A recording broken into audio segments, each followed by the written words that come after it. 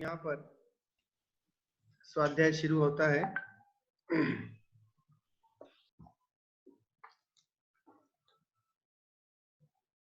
नमो अर्हन्ताणं नमो सिद्धाणं नमो आयरीयाणं नमो वज्रायाणं नमो लोये सौवसाहुनं मंगलम भगवान वीरो मंगलम गौतमो गणी मंगलम कुंद कुंदाद्यो जैन धर्मोस्तु मंगलम सर्वमंगल मंगल्यम सर्वकल्याणकारकम प्रधानं सर्वधर्माणां जैनं जयतु शासनम जैनं जयतु शासनम जैनम जयतु शासनम। विगत 2 दिनों से अमूल्य तत्व विचार पर हम विचार कर रहे हैं।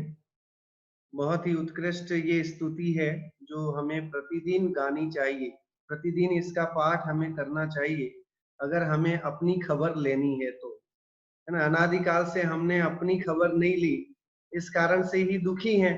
तो अब दुख से छुटकारा चाहिए तो अपनी खबर लेनी होगी, और अपनी खबर लेने के लिए यह जो पाठ है ये हमें पूरी अपनी खबर बता देता है कि मैं कौन था, कहाँ से आया हूँ, अब मेरा आगे क्या रूप होगा, मैं कहाँ जाऊंगा, ये स्त्री पुत्र मकान जायदाद ये सब मेरे सहयोगी हैं कि नहीं है, मुझे सहयोग करेंगे कि नहीं करेंगे, मेरे अगले भव में जाने में इनका कोई योगदान है कि नहीं है, सहयोगों का कोई ना कोई योगदान है कि नहीं है। ये सारी चीजें हमारे चिंतन का विषय होनी चाहिए, है ना। जीवन में हम क्या चिंतन करें, तो कह रहे हैं कि अनादिकाल से तो हम यही करते आ रहे हैं कि हमने जो है वो जिस पर्याय में गए उस पर्याय के रूप में तन्मय हो गए, है ना, उसी पर्याय में मस्त हो गए। और इस कारण से अज्ञानतावश, मिथ्यात्व के कारण, कल जैसी चर्चा आई थी कि मिथ्यात्व रूपी पहाड़ और 5 पाप रूपी राई, 5 पाप तो राई के समान है और मिथ्यात्व महान पर्वत के समान है। तो मिथ्यात्व रूपी महान पर्वत का भेदन करने के लिए अमूल्य तत्व विचार जैसे स्तुतियां जो कि महान पुरुषों ने लिखी हैं, ये है मेरी भावना है और 12 भावनाएं हैं, ये सब महान पुरुषों ने लिखी हैं जो आत्मज्ञ थे, जिन्होंने आत्मा को जाना था और उस आनंद को उन्होंने स्वयं रसास्वादन किया था, जिससे उन्हें लगा कि यही चीज जो है वो जगत के जीव भी इस आत्म मार्ग में लगे, अध्यात्म मार्ग में लगे। उन्हें अध्यात्म में मजा आया, तब उन्होंने जो है वो दूसरों को भी उपदेश दिया, दूसरों को भी उस मार्ग में लगाने का उनको विकल्प आया। अब देखिए, विश्व में सिर्फ भौतिकतावाद के कारण ही जगत में अशांति है, दुख है। जहां एक दूसरे देश लड़ रहे हैं तो उसके पीछे जो है एकमात्र और एकमात्र क्या है कि अध्यात्म की जानकारी नहीं होना, है ना। अध्यात्म नहीं हो, जहां पर जिस देश में अध्यात्म नहीं होता है वो जीता जागता नरक है एक तरह से। आप सोच लिए, तो जहां अध्यात्म हो वहां पर तो जीवन जो है वो वाकई साकार जीवन है, उसे बोलते हैं साकार जीवन। तो हमारे जीवन में अध्यात्म आए ये बहुत जरूरी है। मनुष्य भाव लेके ना, बहु पुण्य पुंज प्रसंग से शुभ देह मानव का मिला, तो भी अरे 1 मिनट भी आत्मा का बारे में जो है हमने विचार नहीं किया, आत्मा के बारे में नहीं सोचा। मैं इतने पाप कर रहा हूं उसकी प्रायश्चित का नहीं सोचा कि मैं इतने इतने पाप करता रहता हूं, लेकिन मैं इसके लिए किसी से सॉरी मांगू, किसी से क्षमा करूं, किसी को स्वयं क्षमा करूं या क्षमा करने की भावना अंतर में रखूं, ऐसी बात ही नहीं आई अनादिकाल से, जिसके कारण दुखी हुआ। अब कदाचित पुण्य का ऐसा संयोग बना है कि जिनवाणी मिली है, 5 इंद्र की अनुकूलताएं मिली है, मनुष्य भाव मिला है। इन 4 गतियों में उत्कृष्ट अगर कोई गति है तो मनुष्य गति है। मनुष्य गति में भी उत्कृष्ट अगर देखें तो 5 इंद्रियों की उपलब्धता है कि नाक कान सब जो है वो बहुत ही सही जगह है, सही स्वस्थ है, सब कुछ अनुकूलताएं हैं। फिर जैन धर्म मिलना ये महादुर्लभ है, तो वो भी मिला।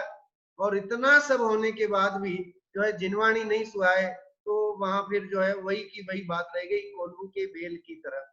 तो कह रहे कि अब हमें जो है जाग जाना चाहिए, अब जिनवाणी का सहयोग मिल गया है, अब जिनवाणी के सहारे ही यही शरणभूत है, पंच परमेष्टि ही शरणभूत है, वे ही हमें पार उतार सकते हैं, वे ही पापों से मुक्ति दिला सकते हैं, वे ही आत्म स्वरूप का भान करवा सकते हैं, वे ही जो है सम्यक्त्व की प्राप्ति करा सकते हैं।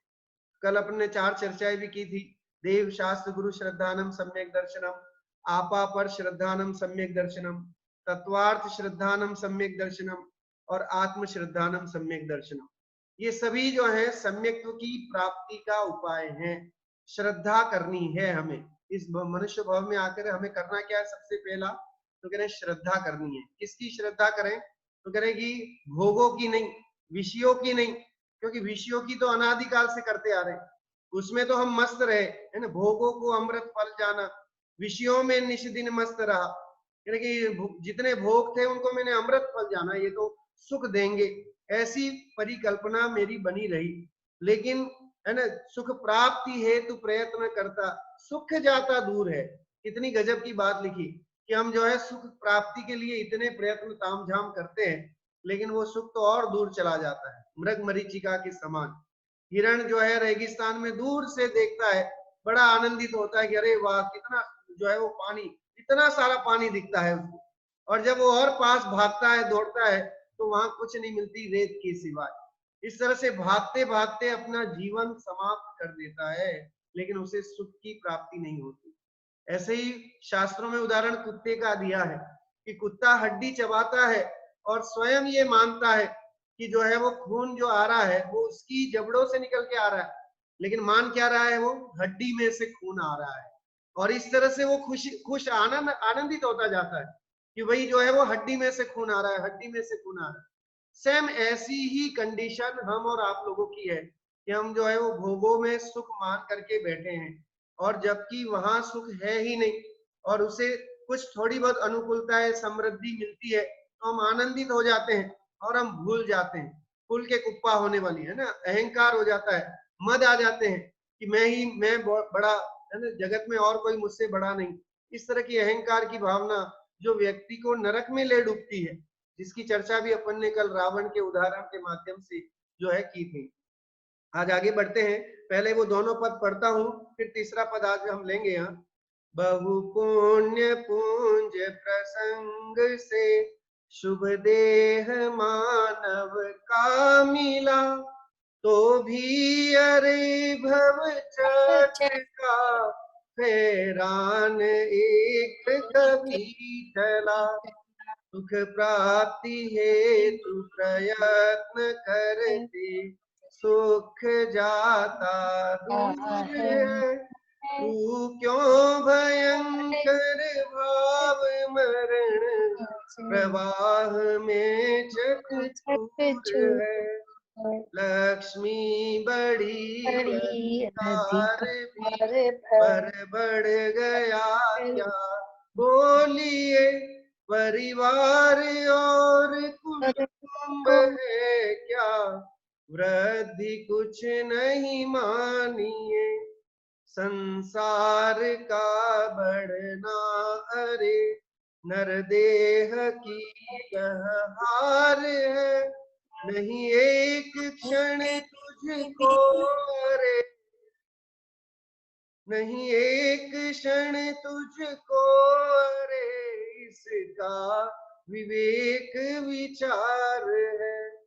निर्दोष सुख निर्दोष आनंद लो जहां भी प्राप्त हो, यह दिव्य अंतः तत्व जिससे बंधनों से मुक्त हो। पर वस्तु में मूर्छित न हो, इसकी रहे मुझको दया, वह सुख सदा ही त्याज्य रे पश्चात जिसके दुख भरा।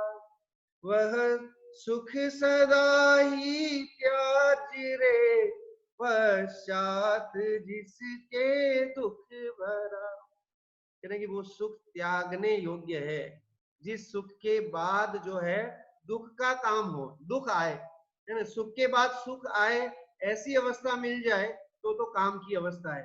और सुख के बाद दुख आए, फिर दुख के बाद सुख आए, इसका नाम है संसार अवस्था, है ना। बहुत भजन आते हैं, है ना, आगे सुख है पीछे दुख है ना, इस तरह के कितने भजन कीर्तन हम सुनते हैं। तो ये संसार में रहने का कारण है, सुख और दुख की परिपाटी जहां पर है, इसका मतलब संसार चक्र चल रहा है। और सुख सुख सुख सुख सुख, और सिर्फ सुख ही सुख जहां होता है वो अरहंत और सिद्धों की अवस्था होती है। तो वहां मुक्त अवस्था है, उसे बोलते हैं मुक्त अवस्था। हिंदू धर्म में जो है वहां भी मुक्त अवस्था को दो तरह से बताया, एक शरीर मुक्त और एक है ना, इस तरह से वहां पर जीवन मुक्त और शरीर मुक्त करके भेद किया। तो ऐसे ही शरीर मुक्त अपने यहाँ सिद्ध हैं, जैसे सिद्ध जो है वो शरीर से भी रहित हो गए, तो सिद्ध परमात्मा है जिन्हें हम निकल परमात्मा भी बोलते हैं। और अरहंत परमात्मा को सकल परमात्मा बोलते हैं।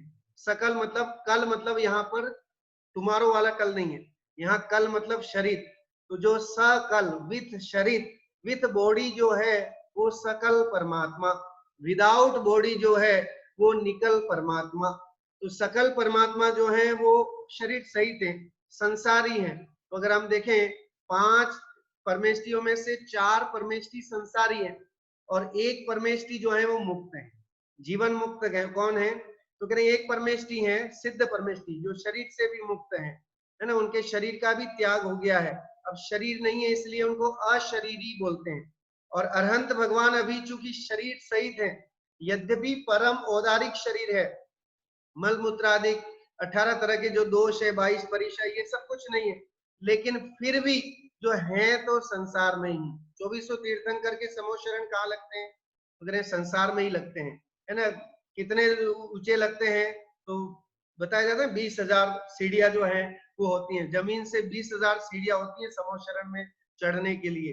और व्यक्ति जब पहली सीढ़ी पे पग रखता है तो उसे बाकी सीढ़ियां चढ़ने की जरूरत नहीं पड़ती, अपने आप। जैसे आजकल एस्केलेटर होते हैं ना, मॉल में जाते हैं तो आप पहली सीढ़ी पे चढ़ो और सीधे पहुंच जाते हो ऊपर, ऐसे ही जो है उस समय भी एस्केलेटर हुआ करते थे समूह शरण में। तो आप पहली सीढ़ी पे कदम रखो और सीधे आप जो है अंदर पहुंच जाते थे।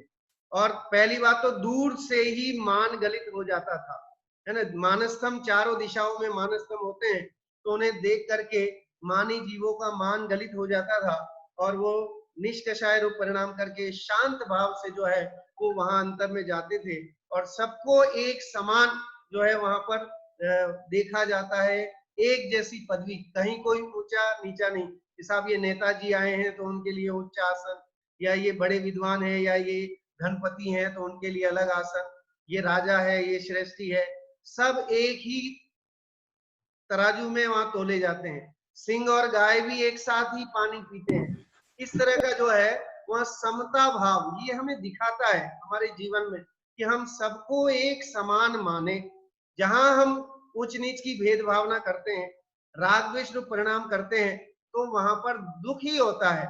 और समोशरण इसका प्रतिबिंब है, वो बताता है कि वहां सभी जीव शांत भाव से जो है वो प्रभु की वाणी को सुनते हैं, प्रभु के वैभव को देखते हैं, उनके परम औदारिक शरीर की का दर्शन करते हैं, और शांत चित्त होकर के बड़े आनंद से प्रमुदित होकर के वहां पर जो है दिव्य ध्वनि का इंतजार करते हैं। आप सोचिए कि जब भगवान महावीर स्वामी का केवल ज्ञान हुआ और 66 दिन तक दिव्य ध्वनि नहीं गिरी, तो लोग बाग सुबह जाते और शाम को वापस लौट आते, लेकिन दिव्य ध्वनि नहीं गिरती। ऐसे 60 दिनों तक कौन पेशेंस करे? मैं यहाँ अगर प्रवचन का खोल दूं और जो है यहाँ थोड़ी देर चलाता नहीं तो सबके आ जाते हैं, जय जिनेन्द्र साहब, जय जिनेन्द्र पंडित जी हैं कि नहीं है, है ना। कहीं कोई है सब बोलने लग जाते हैं, चाहे हमारे बच्चे हो या सभी हो। तो आप सोचिए वहां उस समय लोगों की कितनी धीरज, कि 66 दिन तक लोग जाते गए, समूह शरण में गए, और वहां देखे तो भगवान की वाणी नहीं खिरे, और वो वापस लौट आए। इतने 66 दिनों का पेशेंस। अब सोचिए उस समय के लोग भी कितने धर्म के लिए कैसे लालायित मतलब रहते थे, उनके भाव कितने भाव विभोर रहते थे। थोड़ी सी कोई ऐसी सिचुएशन देखते थे और वैराग्य हो जाता था। 24 तीर्थंकरों के वैराग्य की अपन ने पहले चर्चा की थी कि किस किस तरह के वैराग्य 24 तीर्थंकरों को हुए हैं। किसी को जाति स्मरण से हो गया, किसी को जो है वो बिजली कड़कने से हो गया, किसी को कुछ ऐसा जो देखा और उससे ही उस वैराग्य हो गया अंतर। तो आप देखिए ऐसा कुछ पूर्व भाव का याद आया और वैराग्य हो गया। आदिनाथ प्रभु को नीलांजना का नृत्य देख करके वैराग्य हो गया, जबकि वहां दूसरी नीलांजना सोदर में इंद्र ने उसी समय तत्काल खड़ी कर दी। लेकिन जो है अवधि ज्ञान के धारी थे, तो उन्होंने जान लिया कि भाई देखो, देवों की भी आयु क्षय होती है, तो फिर मैं तो मनुष्य हूँ और मेरी भी आयु क्षय होनी है। आयु क्षय होने से पहले कुछ ऐसा काम कर जाऊं कि जग में मेरा नाम हो जाए। तो उन्होंने ऐसा ठाना, और जो ठान लिया तो उसको करके ही छोड़ा। लेकिन आप देखिए कितने विचित्र तरह के जीव भी संसार में हुए हैं। उसी आदिनाथ प्रभु के यहाँ मारीच नाम का पोता भी था। अब देखिए, जहां जिसकी जैसी है ना मति होनी हो। अब आदिनाथ जैसा इतना उत्कृष्ट कुलकर का बेटा, और आगे तीर्थंकर, तीर्थंकर पदवी, और उनसे भी जो है वो अपने पोते को सदमार्ग में नहीं लगा पाए, और वो भी विधर्मी हो गया और मुनि दीक्षा तो धारण की, लेकिन और साथ में जो है भ्रष्ट हो गया, और बाद में जाके 24वें तीर्थंकर बने। अब देखिए, पहले तीर्थंकर के वहां मारीच के नाम से जन्मा हुआ जीव 24वें तीर्थंकर का भव धारण करके और तीर्थंकर बनता है। तो इसलिए इतने भव, इससे हमें ये समझ में आते हैं कि जीवों को कितने भव रुलना पड़ता है मिथ्यात्व के कारण, अज्ञानता के कारण, अपने आत्म स्वरूप का बोध नहीं होने के कारण। तीर्थंकर महावीर पुराण अगर हम पढ़ेंगे तो आएगा उन्होंने कितने कितने भव धारण किए।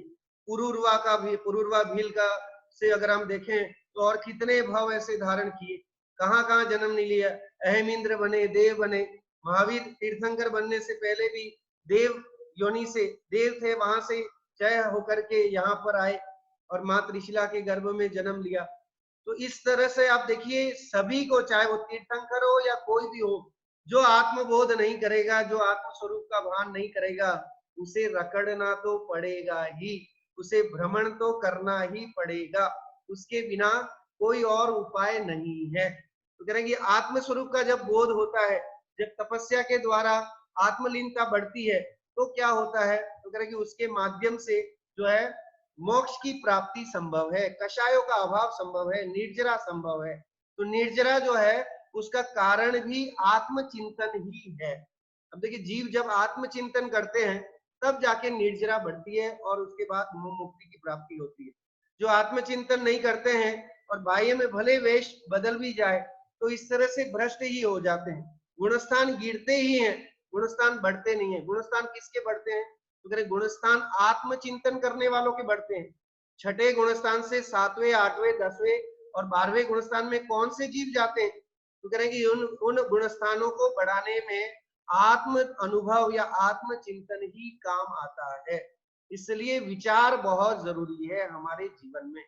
तो इसीलिए यहाँ देखिए अमूल्य तत्व विचार लिखा कि हमारा आत्मा अमूल्य है, और उस अमूल्य आत्म तत्व का विचार हमें करना चाहिए कि इसके माध्यम से ही, मेरे पास ही तो खजाना है, मैं स्वयं जो है वो माला माल हूं, लेकिन फिर भी जो है मैं भ्रम से या मिथ्यात्व के कारण से, अज्ञानता से, है ना, राग द्वेष रूप परिणामों से, विभाव रूप परिणामों से भटक रहा हूं और अपने स्वरूप का बोध नहीं कर पा रहा हूं। तो अपने स्वरूप का बोध कराने का ये बहुत ही उत्कृष्ट स्तुति है जो हमें बार बार पढ़नी चाहिए।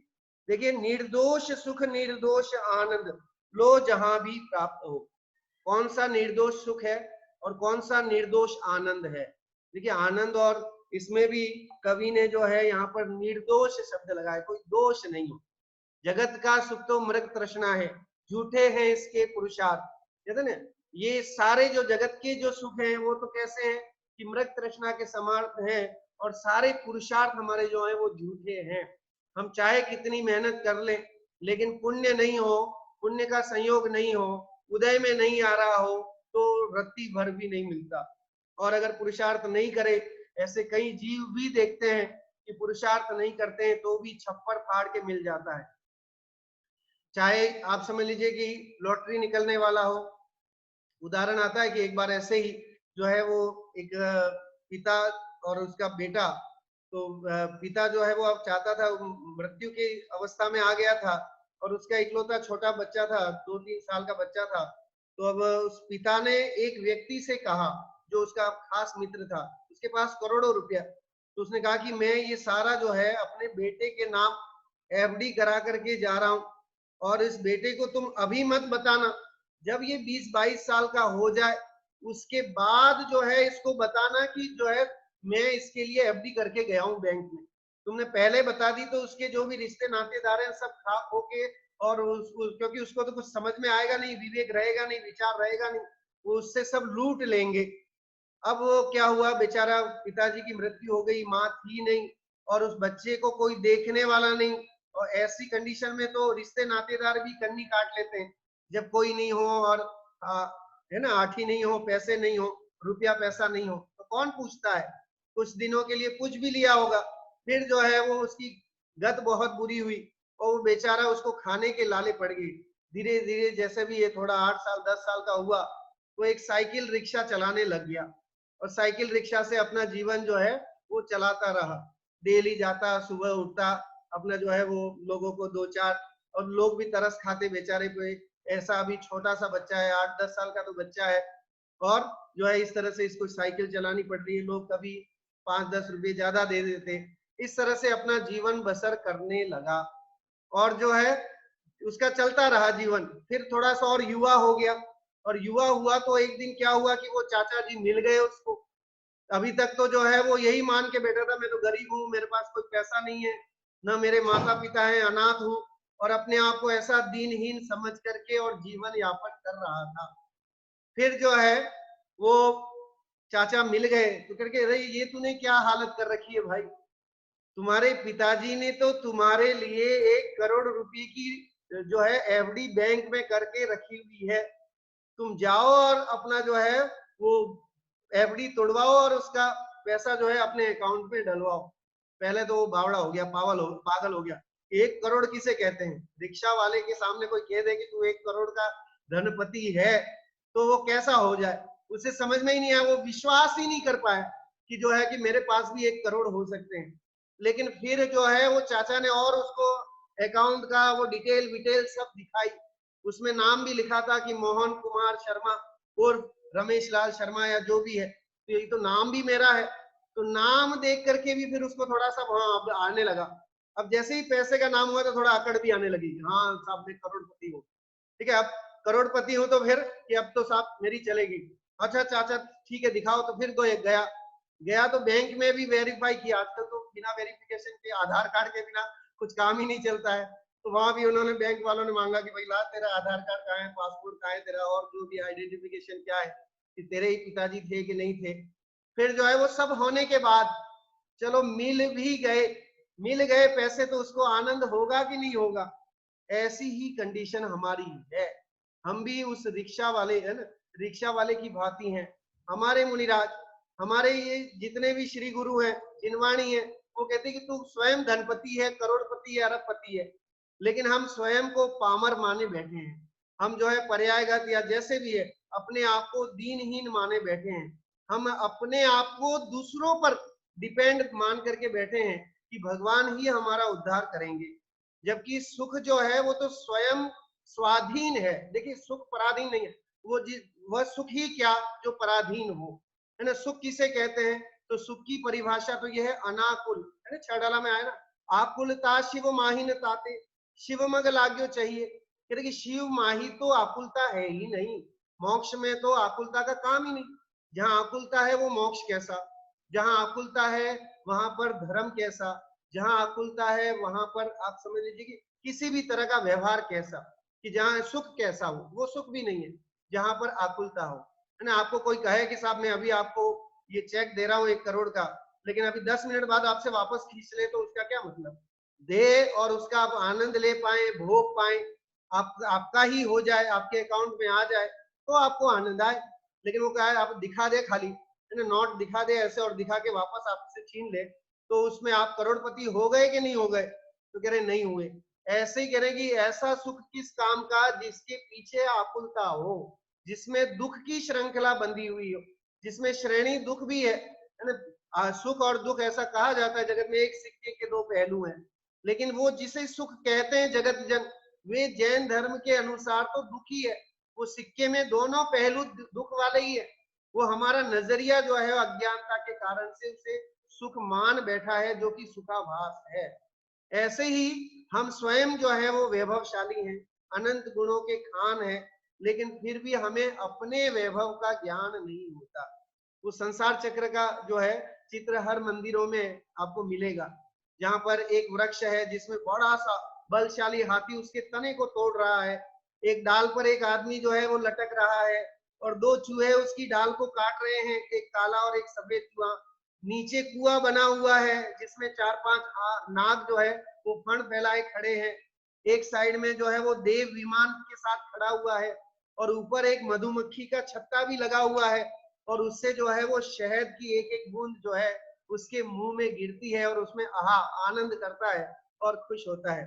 वो श्री गुरु उसे कहते हैं कि भाई तू जाग जा, तेरी कंडीशन बहुत बुरी है, या तो हाथी तने को तोड़ देगा तो भी तेरी मौत निश्चित है, चूहे जो है डाल को खा रहे हैं तो भी तेरी मौत निश्चित है, और अगर ये भी नहीं हुआ तो तू लटका हुआ है, कितनी देर तक लटके रहेगा, फिर भी तू जो है नीचे गिरेगा तो कुएं में सांप तेरे को डस खाएंगे, तेरी मौत तो निश्चित है ही, तू तो मरेगा ही मरेगा।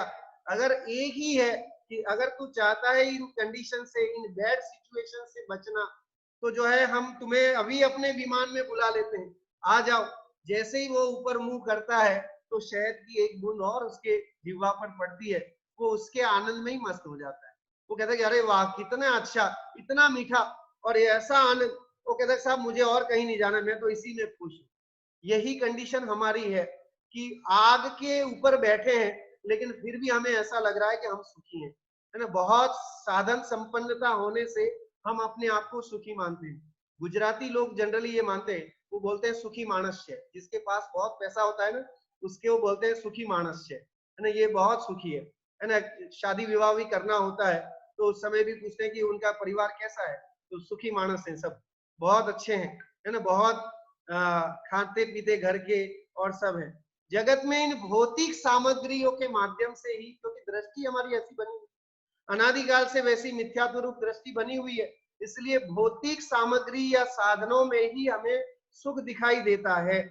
चाहे वो ऐसी घर में लग जाए, चाहे नई कार आ जाए, कार तो लोहे की बनी हुई है लेकिन फिर भी हम उसे अपने सुख का कारण मानते हैं। गद्दा तो जो है वो आपके रूई का या जिसका भी बना है, लेकिन उसे हम अपना आनंद अपने सुख का कारण मानते हैं। लेकिन कह रहे हैं अगर इससे सुख होता तो फिर जो है हमारे 24 तीर्थंकर, 63 शला का पुरुष, चक्रवर्ती नारायण, नौ नारायण, पृथ्वी नारायण, जितने भी और जितने भी संत हैं वर्तमान में भी, वे सब जो है इन भौतिक सामग्रियों को क्यों छोड़ते। हमसे और आपसे, हम और आपसे तो वो ज्यादा ज्ञानी है, वो ज्यादा बुद्धिमान है, और फिर अगर उनसे हम अपने को ज्यादा ज्ञानी मानते हैं तो फिर वो उसके कोई बात ही नहीं आगे। लेकिन अगर उन्हें आप ज्ञानी मानते हैं, उन्हें आप हम सबसे ज्यादा श्रेष्ठ मानते हैं, तो उन्होंने ये सारे काम छोड़े हैं, इन्होंने भौतिक साधनों को अपनाया नहीं और छोड़ा।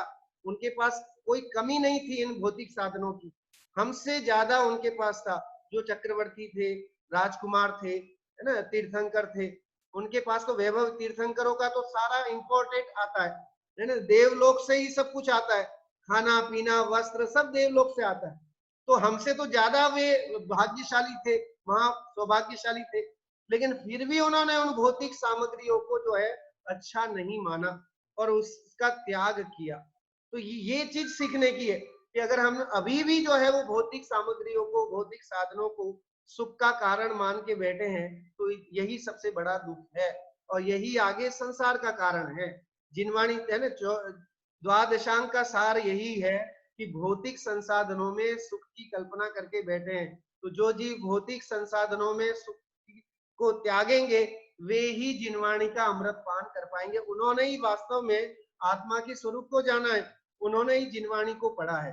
बाकी तो जगत में कहने को है कि इन्होंने इतने शास्त्र पढ़ लिए, इतना स्वाध्याय कर लिया, लेकिन वो स्वाध्याय, वो शास्त्र पढ़ना किसी काम का नहीं है जब तक कि भौतिक सामग्रियों के प्रति हमारी आसक्ति अभी भी बनी हुई है।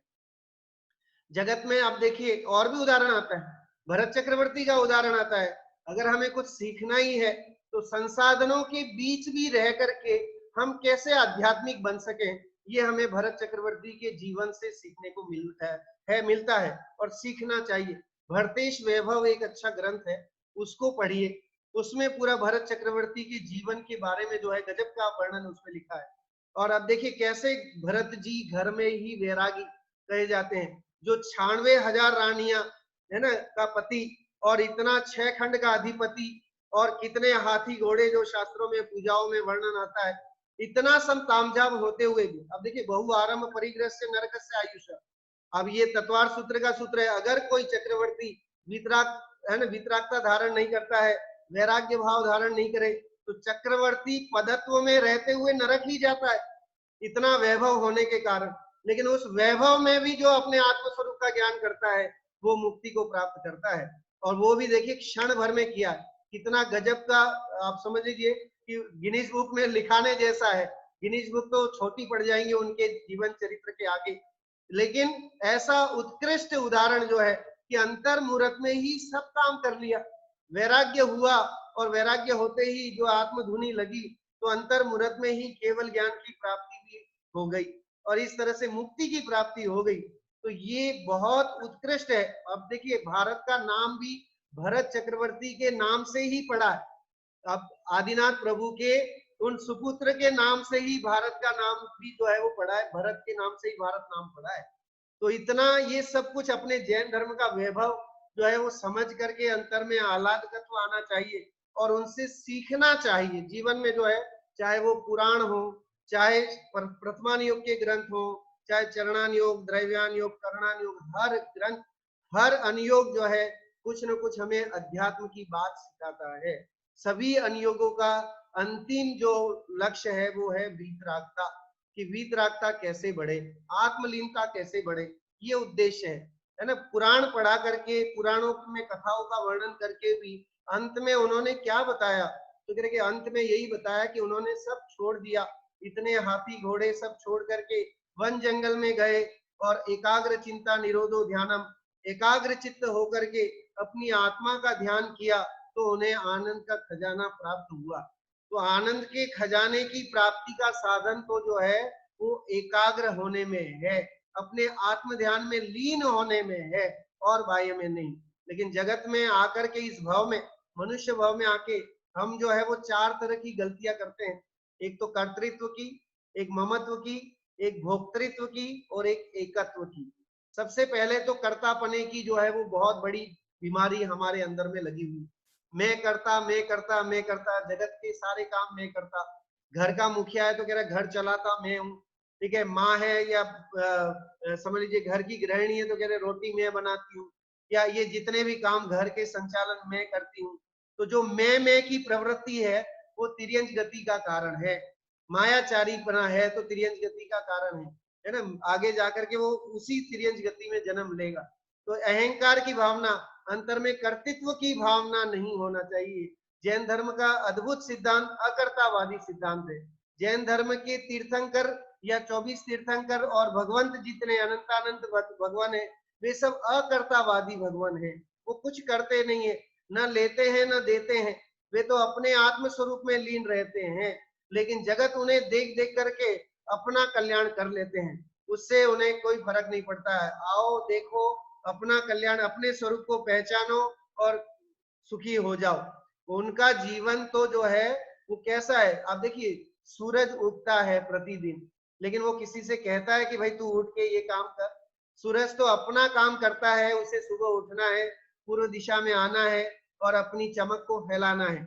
फिर जितने समझदार लोग होते हैं सूरज की रोशनी को देख करके अपने अपनी योग्यता अनुसार, अपनी रुचि के अनुसार अपने अपने कामों में लग जाते हैं।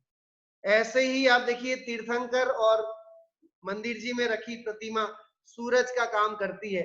आओ देखो और अपने अपने अनुसार उनके स्वरूप को देख करके जैसा लगे उस अनुसार अपने मार्ग को अपना लो। वो किसी को नहीं कहते हैं कि भाई तुम घर छोड़ दो, बाहर छोड़ दो। वो तो खुद दिखा रहे हैं, वो तो प्रतिबिंब है। वो कैसे हैं कि प्रतिबिंब है, वो तो झलकाते हैं, दिखाते हैं अपने स्वरूप को, कि आप इसको देख करके, जिन प्रतिमा को देख करके अपने आत्म स्वरूप का ज्ञान कर लो। लेकिन करें क्या, अनादिकाल से जो मिथ्या तो पड़ा हुआ है, उल्टी मान्यता पड़ी हुई है, कर्तृत्व की भावना पड़ी हुई है कि भगवान कुछ कर सकते हैं, कुछ तो दे सकते हैं। कुछ करेंगे तो हो जाएगा, कुछ विधान कराएंगे तो कुछ तो घर में शांति हो जाएगी, या कुछ और करेंगे जिससे शांति हो जाएगी। तो ये ऐसी कर्तृत्व की मान्यता पड़ी है जो बहुत बड़ा मिथ्यात्व है। अब देखिए, एक बार ऐसे ही हुआ कि एक पड़ोस में कोई नए रिश्तेदार आए, तो रिश्तेदार क्या मतलब पड़ोसी आए, तो फ्लैट में, सामने वाले फ्लैट में जो है वो देखे वहां, तो क्या है, वो डेली वहां पर कपड़े डाले हैं, वहां की जो सामने की पड़ोसन। तो इधर अंदर रहने वाली जो घर की मालकिन है, वो देखी, कहती वो कितने पुराने और ऐसे गंदे गंदे कपड़े जो है वो सुखाती है, तो उसको कपड़े अच्छे से धोने चाहिए। तो फिर वो जो उसका घर धनी है वो कहता है कि अरे मूर्खा, जो है तू, तेरी जो खिड़की जो है उसपे कचरा लगा हुआ है, तो तेरी जो खिड़की है जिससे तू झांक रही है उस पड़ोसी को, तो उसमें जो है कि कचरा तो तेरी खिड़की पे लगा है, और तू देख रही है उसके कपड़े गंदे हैं, वो गंदे कपड़े सुखा रही है। तो ऐसे ही आप समझ लीजिए हमारी दृष्टि में अज्ञानता पड़ी हुई है, इसलिए हमें बाह्य में भी सब कर्तापना दिखता है कि भगवान कर देंगे या और कोई कर देगा। जगत में कोई किसी का करने वाला नहीं, क्योंकि कर्तृत्व की भावना जो है वहां पर अनवस्था दोष आ जाता है। अनवस्था मतलब एक है तो दूसरा होगा, दूसरा है तो तीसरा होगा, तीसरा है तो चौथा होगा, एक व्यवस्था नहीं बन पाती है। क्योंकि व्यवस्था कैसे, अगर भगवान सबके करता है तो भगवान को किसने किया, उनको बनाने वाला कौन है, तो उनको भी बनाने वाला कोई और गॉड फादर होगा, फिर गॉड फादर को बनाने वाला कौन है, तो महा गॉड फादर कोई होगा, फिर उस महा गॉड फादर को बनाने वाला कौन है, तो तीसरा कोई गॉड फादर होगा। तो एक व्यवस्था नहीं बन पाती, जिसको बोलते हैं अनव्यवस्था दोष, है ना। तो इसलिए भगवान को कर्ता धर्ता नहीं माना गया है जैनिज्म में। उसका कारण ये कि वस्तु की व्यवस्था स्वयं बाय नेचर है। कोई भी जो है वो द्रव्य या जो भी है, जितने षट द्रव्य बताए जिससे ये विश्व बना हुआ है, ये 6 द्रव्य अपने द्रव्य क्षेत्र काल भाव की मर्यादा लेके परिणमित होते हैं, उसको कोई परिणमा सकता नहीं है। ये जैन धर्म का बहुत अद्भुत रहस्य है, और इस रहस्य से बहुत निर्भर हुआ जा सकता है कि अगर हम ये हमारे जीवन में आ जाए कि स्वयं में सभी वस्तुएं अपने अपने स्वचतुष्टय से परिणमित होती हैं, तो हमें फिर कोई डर ही नहीं रहेगा, किसी तरह का भय नहीं रहेगा, कोई अहंकार नहीं रहेगा। हम किस पे अहंकार करेंगे फिर? जिसको जैसा परिणमित होना है वो उसी तरह से परिणमित होता है ना। होता स्वयं जगत परिणाम, मैं जग का करता क्या था, है ना। वहां भी स्तुतियों में भी कहा गया है कि स्वयं परिणमित होता है, कोई इसका करता धरता नहीं है। और भी कि अगर भगवान किसी पापी को पुण्यात्मा बना दे, उसके पापों को दूर कर दे, और जो है वो पुण्यात्मा है उसका कुछ नहीं करे, तो ये तो अन्याय हो गया। फिर न्याय नहीं रहा कि एक डेली पूजा करने जाता है, वो तो गरीब बैठा है बेचारा, और जो है एक दूसरा पापी है उसको उन्होंने उद्धार कर दिया, तो ये न्याय हुआ क्या? ये हमारे भगवान न्याय करते हैं सब? तो कह रहे ये न्याय नहीं हुआ। न्याय तो ये है कि अगर पाप करे तो उसको पाप का फल मिलना चाहिए, और पुण्य करे तो उसे वैसा फल मिलना चाहिए। जो जैसा करे उसको उसके हिसाब से वैसा फल मिलना चाहिए, ये न्याय है। और पाप तो करो और फिर भगवान के दर्शन करो और पाप से मुक्त हो जाओ, भगवान जो है आपके सारे पापों को दूर कर दे।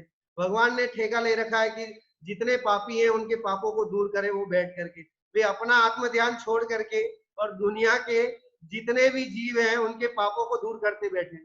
वो इसके लिए उन्होंने जो है वो 8 कर्म दहाए, 8 कर्मों का अभाव उन्होंने इसलिए किया है कि जो है वो पापियों के पाप को धोते रहे, है ना। आता है राम तेरी गंगा मेली, वो आता है ना कि भगवान की जो है राम की गंगा मेली होगी पापियों के पाप धोते धोते। लेकिन यहाँ पर तो कह रहे हैं कि वो पापी अगर स्वयं जाए भगवान के सामने और भगवान के स्वरूप को निहारे, भगवान जैसा बनने की भावना भाए, तो पापी भी तर जाता है। ये जैन धर्म है, इसका नाम जैन धर्म है कि जो पापी अगर जाता है, और हम सब पापी है ना। जगत में हम जितने हैं सब हमने इतने पाप किए हैं, और पाप के कारण ही तो आज ऐसी सब कंडीशनें बन रही है। तो हम पापी हैं कि नहीं, ये कहने की कोई जरूरत नहीं है कि हमने कितने पाप किए हैं। ते कर्म पूरब किए खोटे, सहे क्यों नहीं जिए रहा। हमने इतने खोटे खोटे कर्म किए हैं और उसको हमें सहना पड़ रहा है। अभी तो कुछ नहीं है, ये आगे और जो है वो कितने कितने ऐसे विकराल समय आने वाला है, और जिसको हमें सहन करना पड़ेगा। अब देखिए जो काल परिवर्तन होगा, पंचम काल से छठा काल आएगा, तो छठे काल में तो और ज्यादा दुख होगा, फिर छठे काल के बाद फिर छठा काल आएगा। तो अभी तो ये आप मान के चलिए कि 21,000 का, जैसे कल बता रहे थे ना, तो आप वैसे सब मिला करके तो कितना पल्लियों में 6 आप 20 कोड़ा कोड़ी ऐसा 20 सागरों को माना जाए, 10 सागर का एक चक्र, ऐसा फिर जो है 20 सागर का जो है वो सागरोपम का जो है वो पूरा चक्र, उतने सागरोपम में एक बार जो है वो परिवर्तन होता है, मतलब एक बार अवसर्पणी और एक बार उत्सर्पणी। तो आप सोचिए अभी 21,000 का अगर हम कहते हैं पंचम काल है, फिर छठा काल भी 21,000 का है, फिर अगला छठा काल भी जो है अवसर्पणी का वो भी आएगा, तब जाकर के फिर आगे फिर पंचम काल आएगा, उसके बाद चौथा काल आएगा। तो आप देखिए ये ऐसा सिस्टम है ये। तो अभी तो कितनी लंबी यात्रा है जिसमें कि हमें दुख ही झेलने। 21,000 तो अभी पहले ये कर लेंगे पंचम काल के, फिर छठे काल के 21,000 करेंगे, फिर उस अगले जो है उसके 21,000 करेंगे, फिर पंचम काल के 21,000 करेंगे, और फिर चौथा काल आएगा, और फिर तब जो है तीर्थंकरों का समागम, सद्भाव, ये सब होगा, क्योंकि तीर्थंकर चतुर्थ काल में ही जन्म लेते हैं, 24 तीर्थंकर चतुर्थ काल में ही होते हैं। तो ये तो हुंडाव सर्पणी का दोष था कि आदिनाथ प्रभु जो है वो तीसरे काल में जन्मे और चतुर्थ काल में आए, लेकिन जो है बाय नेचर जो है वो चतुर्थ काल में ही तीर्थंकरों का सद्भाव रहता है। तो आप सोचिए उस चतुर्थ काल तक जाने में कितने भव झेलने पड़ेंगे अभी, अगर हमने आत्म स्वरूप को नहीं जाना तो, सही धर्म की पहचान नहीं की तो, ग्रहित मिथ्यात्व के कारण, अज्ञानता के कारण, कर्तृत्व की मान्यता, ममत्व की मान्यता, मेरापना, शरीर और आत्मा में क्या है, अनादिकाल से ममत्व पड़ा हुआ है, और ये भी एक जो है वो मिथ्यात्व है, और वो मिथ्यात्व ऐसा एक ताकतवर मिथ्यात्व है जिसका नाम है अग्रहित मिथ्यात्व। ममत्व भाव मतलब अग्रहित मिथ्यात्व।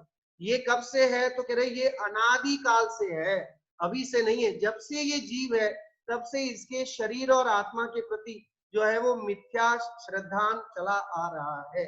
जिस योनि में गया उसी योनि में ये मस्त हो गया, है ना।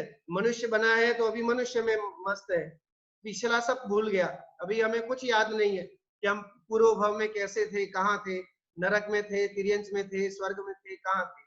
और पूर्व भव की तो छोड़िए, अभी 2 या 5 दिन पहले आपने कोई एक पर्ची रखी हो कहीं घर में, तो पर्ची तक तो ढूंढ नहीं पाते अपन, या कोई चश्मा ही अपना, दूसरा तो छोड़ी, कई बार तो लोग अपने माथे पे चश्मा लगाए रहते हैं लेकिन पूरे घर में ढिंढोरा पीट देते हैं, चश्मा कहाँ है, चश्मा कहाँ है, चश्मा कहाँ है। फिर कहते हैं अरे भाई वो तुम्हारे माथे पे ही लगा है। तो आप सोचिए अज्ञानता कितनी बड़ी पड़ी है हमारे अंदर में, ज्ञान हमारा कितना कमजोर ज्ञान है जिसका नाम है शयोपशम ज्ञान, और उस शयोपशम ज्ञान से हम क्या कितना कर लेंगे। लेकिन फिर भी पुरुषार्थ के जो है, देखिए धर्म की प्राप्ति के लिए कोई निषेध नहीं है, पंचम काल में मुक्ति नहीं जा सकेंगे भरत क्षेत्र के आर्यखंड के जीव, लेकिन यही ये जिनवाणी में कहीं नहीं लिखा है कि पंचम काल में भरत क्षेत्र के आर्यखंड के जीव धर्म नहीं कर पाएंगे। कहीं लिखा है किसी ग्रंथ में, या कोई मुनिराज ये कहते दिखे कि भाई धर्म नहीं कर सकते हो, अपने आत्म स्वरूप को नहीं जान सकते हो, किसी ने बताया आज तक कि भाई आप नहीं कर सकते ये काम, अभी क्यों करें।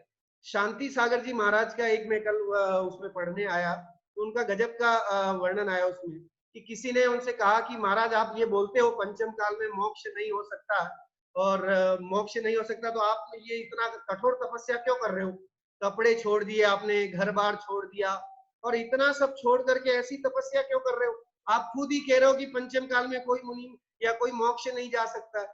तो उन्होंने कहा, उन्होंने जो है वो वहां पर बोला कि वो सामने एक जो है वो बगीचा है, वहां से आम लेकर के आओ, और उस समय जो है वो सर्दियों के टाइम थे, ये मैंने कल ही मैंने पढ़ी उसमें, सर्दियों के टाइम थे।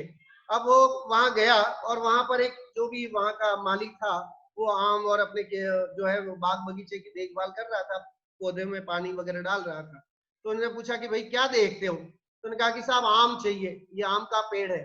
तो कह रहे अभी कहाँ मिलेगा तेरे को आम, है ना, आम जब चाहिए तो उसके लिए तो जब आम आते हैं मार्च अप्रैल में तब आना तो तेरे को आम मिलेंगे, लेकिन अभी आप क्या कर रहे हो। तो कह रहे कि मैं अभी इसको पानी दे रहा हूँ ताकि ये अप्रैल जब आएंगे, इसका सीजन आएगा तो ये फल देंगे, इसके लिए मैं अभी से पानी दे रहा हूँ। उस अज्ञानी को समझ में आ गया कि भाई जो है वो महाराज जी क्या कहना चाहते थे। अब सोचिए इतनी सी छोटी घटना लेकिन गजब की है, जो हमारी आंखें खोल देने वाली घटना है, कि हम ये सोच के बैठ जाएं, है ना, स्वच्छंदी हो जाएं, या छल ग्रहण कर लें कि पंचम काल में मुक्ति नहीं हो सकती, तो अभी क्या करें, फिर तो आराम से ऐश करें, जितना जो मिला है उसको भोगें, और मस्ती से जो है फिर अगले भाव में देखेंगे ना, जब आएगा तब देख लेंगे, चतुर्थ काल में जब जन्म लेंगे तब देखेंगे, अगर वैराग्य होगा तो उस समय हो जाएगा, लेकिन तैयारी तो अभी से करनी पड़ेगी। आप सोचिए अगर कोई ये मान के बैठ जाए, पेड़ों को है ना पानी दे नहीं, सिंचाई नहीं करे, तो क्या वो फल खा पाएगा? वो फलों की प्राप्ति उसे हो पाएगी? किसान अगर अपने खेत की मेड़ नहीं बनाए, बाउंड्री नहीं बनाए, उसकी सही तरह से देखभाल नहीं करे, सार शुश्रूषा नहीं करे, पानी नहीं डाले, उसमें उचित समय पर मौसम देख करके बीज रोपण नहीं करे, तो क्या उसे उसकी फसल मिलेगी कि नहीं मिल सकती? ऐसे ही हम ये मान के बैठ जाएं कि भाई अभी तो टाइम नहीं है, किसने देखा अभी, किसने देखा स्वर्ग और नरक, है ना, अगला भव क्या होगा, किसने देखा?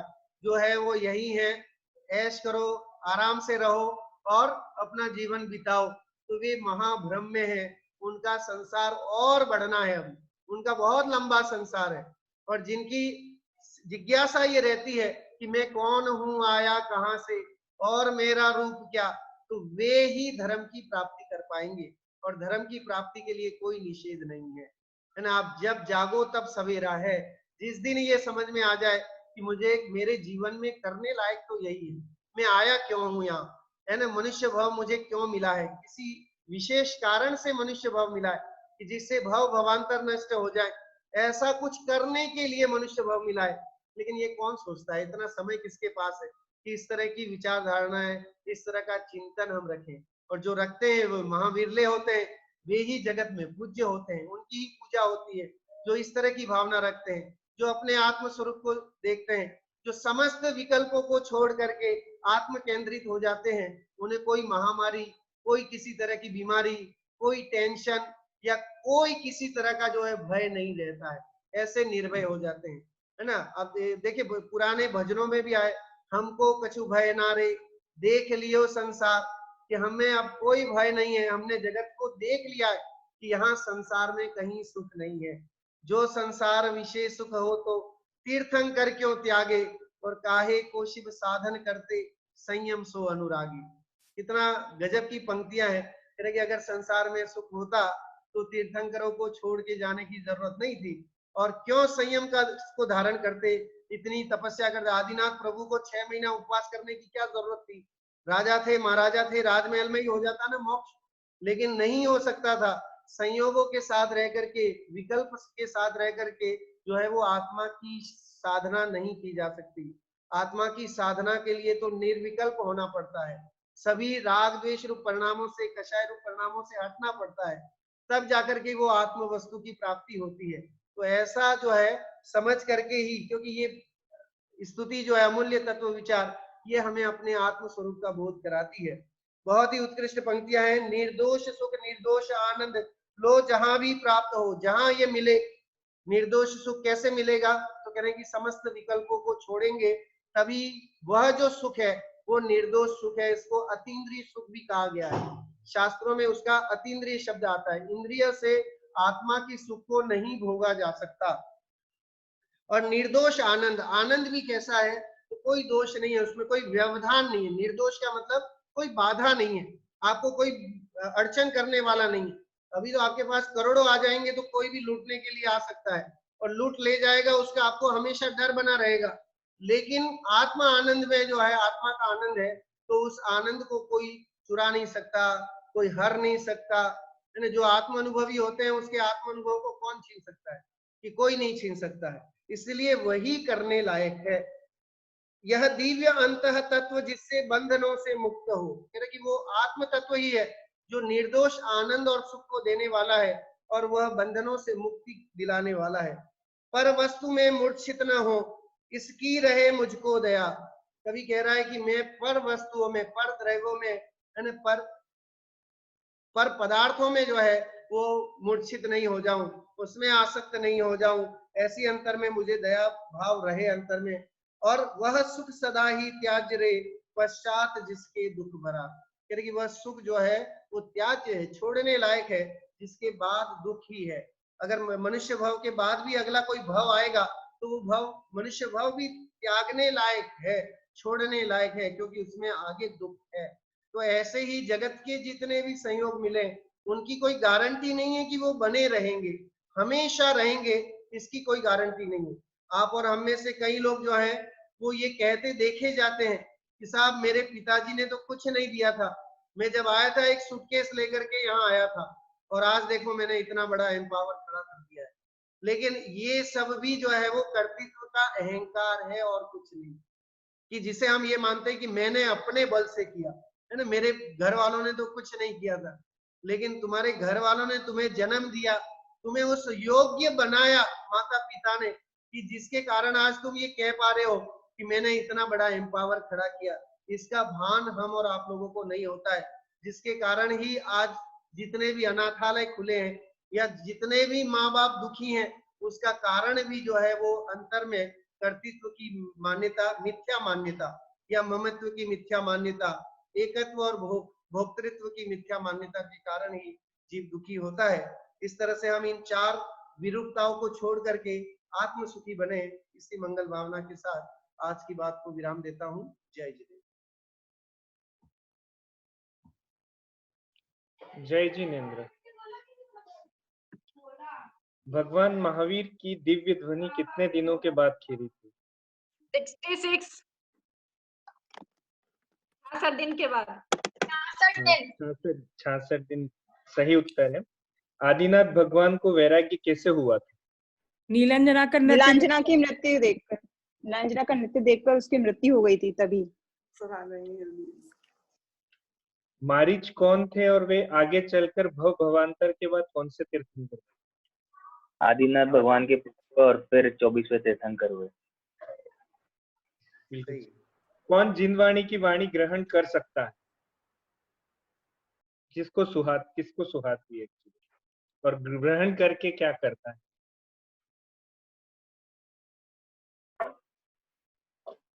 भव्य जीवों को।